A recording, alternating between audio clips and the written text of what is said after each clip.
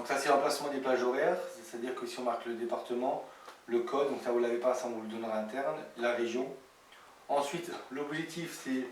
le lieu, donc ici on marque le nom de la commune, les heures qu'on voudrait, ou la commune, par exemple, si je prends une grosse commune,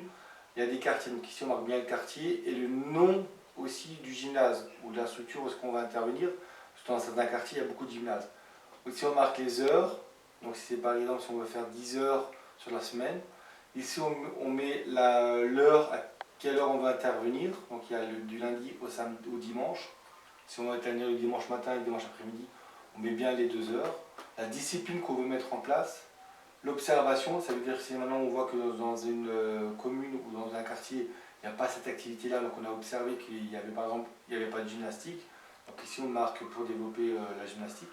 L'effectif, donc on regarde un petit peu avant si on peut avoir des participants qui seraient intéressés, donc ici on marque le nombre de participants. L'abstention, ça veut dire que si on a rencontré des personnes et qui ne sont pas pour faire l'activité, mais ça pourrait les intéresser dans 2 ans ou 3 ans. Ici, on marque bien les tranches d'âge, si on a beaucoup de moins de 18 ans ou des plus de 18 ans.